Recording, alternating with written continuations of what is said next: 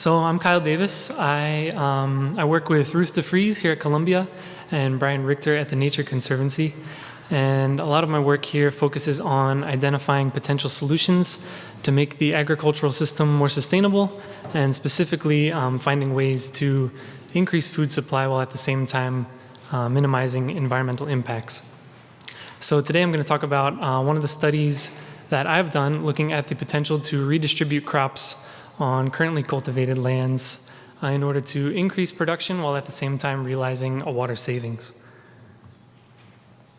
So over the past 50 years, crop production has steadily increased, and this is a result of the Green Revolution, in which higher yielding crop varieties were combined with increases in irrigation, mechanization, and fertilizer to rapidly increase crop yields and, as a result, avoid large-scale hunger and malnutrition in many parts of the world. And these increases in production have been driven by several important demands. The first and most obvious of these is population growth. There's also been increases in dietary demand, both in terms of calories and in terms of the percentage of those calories made up by animal products. More recently, there's also been increases in crop-based biofuel production, so that's increased competition for crop use between food and fuel. And then the livestock sector has also become increasingly reliant on feed sources, and that's also served to increase competition for crop use. So because of the growth in these various demands, there's been this need to increase production, and that's led to greater and greater impacts of agriculture, environmental impacts. So there have been increases in greenhouse gas emissions. There's been more extensive nutrient runoff and eutrophication as a result of fertilizer use. There's been large-scale land use change, deforestation, habitat fragmentation, and then there have also been important impacts on water resources with important implications for downstream users and environmental flows. And currently, the percentage of the human consumptive water footprint contributed by agriculture is about 70 to 80%. And so historically, there's been this large increase in crop production, as well as in the environmental impacts associated with that production. And there's also the need to feed many more people in the coming decades, and to think about what that means in terms of environmental impacts. So in the map I'm showing here, it shows areas, it shows the percentage of yield that's been attained in terms of major cereals. And you can see that for sub-Saharan Africa in particular, that there's a potential to greatly increase crop yields through the addition of irrigation or fertilizers. So this offers a lot of promise for potentially feeding the future. And in a recent study of mine, I looked at different scenarios of population growth, dietary change, growth in biofuel demand, and changes in food waste. And I found that there's a potential to feed an additional 3 to 4 billion people. So from a food security perspective, that's really promising. But just as historically it's important to think about the growing environmental impacts, it's also necessary to think about what that means for the future. So looking at a number of countries in which crop yields are identified as being primarily irrigation or water limited, we can look at what the change in irrigation water demand would be between current levels of production and maximized crop production under current irrigation technologies and practices. And for these study countries, there's I estimated that there's a potential for a 4 to 5-fold increase in irrigation water demand. So that's especially concerning for a number of these countries where they're already experiencing regular water stress and water scarcity. So there's this need to think about potential solutions for meeting future food demand more sustainably and to consider different dimensions simultaneously. So not only how do we increase food production, but how do we minimize the environmental impacts, and what does that mean for farmers' livelihoods? And historically, agriculture has been motivated by two things: the need to increase food supply and the need to remain profitable. And what that means is that the environmental impacts of agriculture have taken a back seat by and large. And it also suggests that the current distribution of crops isn't optimized for certain environmental goals. So I asked the question, to what extent is it possible to redistribute crops on currently cultivated lands in order to minimize consumptive water use? So I considered 14 major crops, and these crops comprise about 70% of global crop production and a similar percentage of harvested area. And then for each of those 14 crops, I gathered data from the Global Agroecological Zones database on yields, actual evapotranspiration, harvested area, and agroecological suitability, which is a crop-specific measure of different soil and climate characteristics dictating how suitable a particular area is for the growth of a certain crop. And here I'm just showing the example of rice, the current distribution of rice yields across the planet. And for each of these maps for yield and actual evapotranspiration, I wanted to estimate what the yield and actual evapotranspiration would be in areas that lie in proximity to where cultivation is currently occurring for these particular crops. So I used a splining algorithm to fit an interpolated surface over top of these maps of current yields in order to estimate what the values would be in outlying areas. And then I applied a buffer of 250 kilometers and then masked out only the areas where crop cultivation is currently occurring.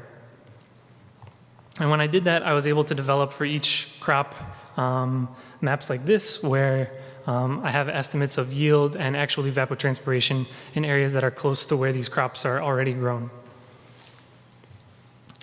And then for each of the pixels within the map of currently cultivated areas, I then instituted a set of criteria to determine whether a crop replacement should actually occur. So to start, I calculated the harvested area of each of the crops currently grown in a pixel. And then I ordered the crops from largest to smallest in terms of harvested area. And starting with the crop with the largest harvested area within that pixel, I then asked whether there was a potential to plant a different crop there and in turn realize a water savings. So to do that, I used the information on actual evapotranspiration to calculate the water footprint of the crop currently grown in that harvested area. I also calculated the water footprint for the other crops grown within that pixel in other harvested areas, as well as for crops grown in adjacent pixels that could potentially be also planted in this harvested area. And then I ordered those crops based on water footprint from smallest to largest and established a set of criteria to determine whether a replacement should occur. So the first of these was whether the water footprint of the potential replacing crop was less than that of the current crop. And if that was the case, then I estimated the yields in terms of calories and protein, and I compared the yield of the potential replacing crop to that of the current crop. And if that was true, then I also looked at the economic value of the two crops to see whether there would be an improvement or maintenance as a result of a replacement. And if one of those four criteria wasn't met for a particular potential replacing crop, I then moved on to the crop with the next smallest water footprint and repeated the criteria.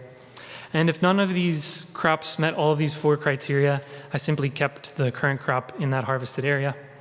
And regardless of whether or not a replacement occurred, whichever crop ultimately ended up being assigned to that harvested area, I didn't allow it to be used in any of the other harvested areas within that pixel in order to try and maintain crop diversity and avoid a transition to monoculture. So I applied these criteria to all of the harvested areas within all of the pixels across currently cultivated lands. And I was able to develop these maps of water savings here in blue, and I'm going to cycle through them in a second. Increases in calorie production in orange, increases in protein production in purple, increases in economic value in gray, and then there's a fifth map I'm going to show with areas in red and green. And these are areas where there's been, while all of these benefits have been seen, there's been a change in production, either an increase or a decrease. So let me see if the video will play.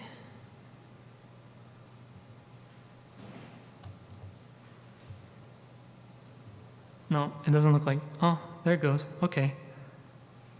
Okay, so in cycling through these maps, I want to point out that there are certain areas that realize benefits along one dimension, but the benefits might not be as pronounced along another dimension.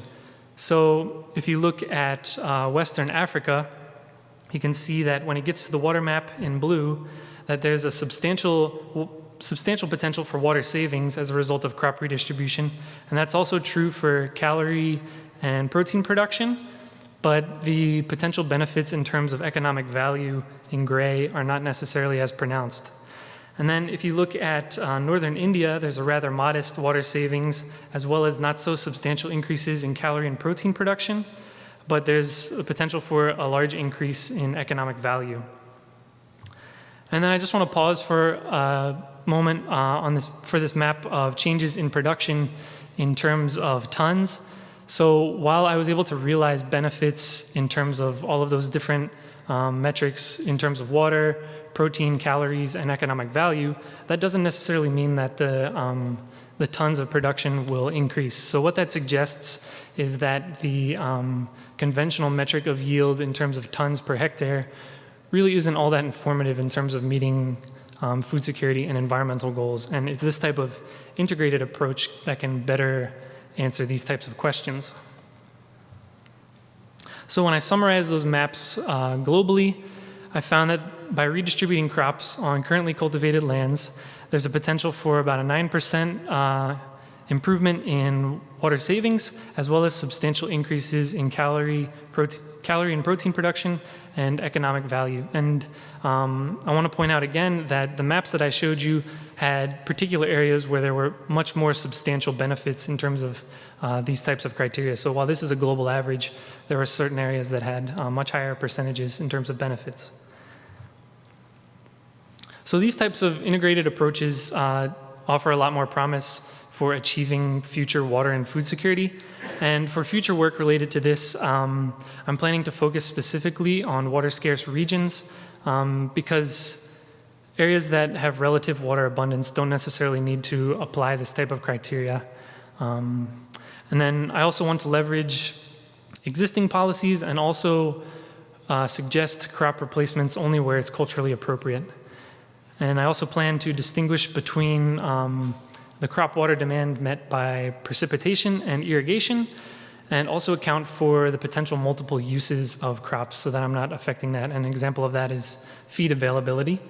And then finally, I want to incorporate metrics of crop sensitivity to variability in temperature and precipitation in order to make recommendations that are more climate resilient and can be sustained in the long term. So thanks for listening.